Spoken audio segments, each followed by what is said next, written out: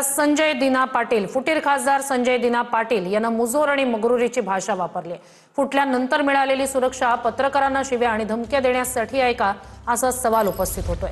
हा खासदार आहे की खासदाराच्या वेशातला गुंड आहे? सत्तेत गेल्याच्या 48 तासातच संजय पाटलांनं दमदाटी सुरू केली आहे। संजय पाटलावर कारवाई कधी केली जाणार, असा प्रश्न उपस्थित होतोय। अरे भाई कशाला बस झाला ना, आता तुला बोललो 2 मिनिटं बोलायचं होतं, बोलणारच नव्हतो, बोललो ना भाई, आता तू किती कशाला हे करतोय? चल बस माझ्या बरोबर, बस ना गाडीत, चल बोलता बोलता जेवढं बोलायचं तेवढं बोलू, चला कशाला इज्जत देतो भाई, घे ना यार, कशाला? ठीक आहे जरा माझं हे बघू नका तुम्ही, अति करताय। हे भाई बस ना, बंद कर ना आता, बंद कर, नाहीतर भाई मी विसरून जाईल मी खासदार आले, तुम्ही काय पहिला पण सांगितलंय मी। इज्जत करतो, इज्जत करा, सांगतोय बरा, तुम्ही उगाच माझ्या घालतात आहे, रेकॉर्ड कर, इज्जत करतो, उगाच डोक्यात जाऊ नका, उगाच डोक्यात जाऊ नका, घराखाली उघड देतो, जेवतोय तुम्हाला, जेवायला देतोय, बरोबर काय? उगाच त्यांच्याकडे जाल, ते बोलतात ना मला, मी बोलणार नाहीये, आता परत आले तर मारून पाठवणार तुम्हाला, पण जे बोलायचं लिहायचं तर लिहा, रेकॉर्ड करा, सांगा तिकडे कमिशनरकडे जाऊन कंप्लेंट करा। इज्जत करतोय, तुम्हाला सहन करतोय, खूप दिवस सहन केलं तुम्ही दिली पाहिजे, हा महाजूर कशाला घुसताय? फक्त एवढंच, अरे लिमिट आहे कुठल्या गोष्टीची, बोलली आहे ना ती, सांगितलं ना सर्व,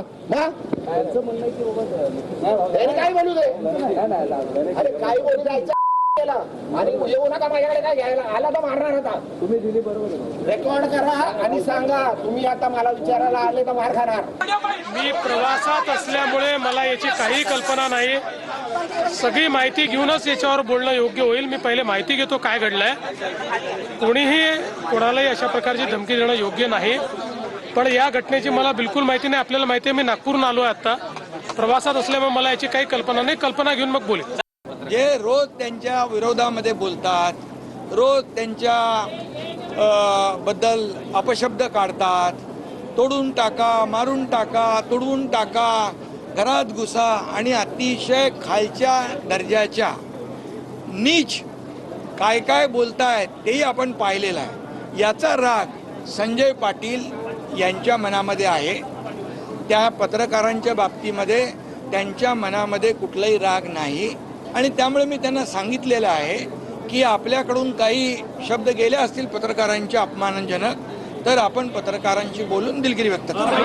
ते आता मिंदे प्रतिनिधी झालेले आहेत, लोकप्रतिनिधी राहिले नाहीयेत, त्यांनी हिंमत असेल एवढं काय ना की शिवीगाळ करतायत, धमक्या देत आहेत, एवढे सगळे दादागिरीचं आव आणत आहेत। मी एवढंच विचारत आहे, थोडी जरी हिंमत आणि लाज असेल ना तर आज खासदारकीचा राजीनामा द्यावा आणि निवडणुका भाजपच्या चेहऱ्यावर किंवा मिंदेंच्या चेहऱ्यावर लढून दाखवा, एवढं दाखवा। म्हणजे प्रेसला शिवीगाळ करतात, लोकांना धमके देतात, कार्यकर्त्यांना धमके देतात, हे सगळं एका बाजूला, एवढं जर हिंमत असेल, एवढं जर दम असेल तर राजीनामा द्या आणि निवडणुकीला सामोरे या, हिंमत दाखवा, चला। ॲब्सोल्यूट पॉवर, ॲब्सोल्यूट करप्शन, सत्ता आणि पैशाचा कैफ डोक्यात गेला की माणसाचा विवेक हरवून जातो। संजय दिनांचा विवेक हरवलेला आहे, नुसता विवेकच नाही तर संजय दिनाच्या अंगी जे काही थोडंफार धैर्य एकवटलेलं असेल ते सुद्धा गळून पडलेलं आहे। तर संजय दिना हा घाबरलेला माणूस आहे, तो घाबरटच आहे। कालपर्यंतचे लोकप्रतिनिधी असणारे संजय दिना आता काय ते गल्लीतला गुंड, टपोरी गुंड वगैरे अशा पद्धतीने वागतायत का? आणि ह्या सगळ्यांवर या राज्याच्या गृहमंत्र्यांची काय भूमिका आहे, हे फार महत्वाचं आहे। पत्रकारांना खुलेआमपणे मी मारेन, मी बोलतोय ते रेकॉर्ड करून ठेवा, तुम्हाला वाटलं तर मुंबईच्या कमिशनरला ते पाठवा, हे सांगण्यापर्यंत धाडस कधी जातं? तर आपण सत्ताधीश आहोत, आपण सत्ताधारी आहोत, आपण कोणालाही काही केलं तरी आपलं कोणी काही वाकडं करू शकत नाही, अशी सरकारबद्दलची ज्या वेळेला भावना होते त्याच वेळेला इथपर्यंत मजल जाते। बघा, महाराष्ट्रातलं जे काही संस्कृती होती ती संस्कृती लयास नेण्याचं काम महायुतीच्या सरकारने केलेलं आहे आणि त्याचेच परिणाम आपण पाहतोय की पत्रकारासारख्या पवित्र काम करणाऱ्या व्यक्तींनाही सुद्धा एखादा लोकप्रतिनिधी त्यांच्या पक्षात आता गेलेले असल्यामुळे ते या पद्धतीचं बोलत असतील तर हे निषेधार्थ आहे। या गोष्टीचं याला निषेध आम्ही करतो। या माहितीमध्ये सगळ्यांचं भान सुटलेलं आहे आणि यांना सत्तेचा माज झालेला आहे। जनतेचे पैसे लुटायचं आणि त्याच्यावर माज व्यक्त करायचा असं या सरकारचीच भूमिका आहे आणि त्याच्यामुळे त्यांच्यासोबत असलेले सगळे आमदार असतील खासदार असतील त्यांची वागणुकीमध्ये आपल्याला तेच पाहायला मिळत आहे. दावा त्यांनी केले असेल, त्यांनी अशी जे काही भाष्य केली त्याच्याबद्दल मी माफी मागतो.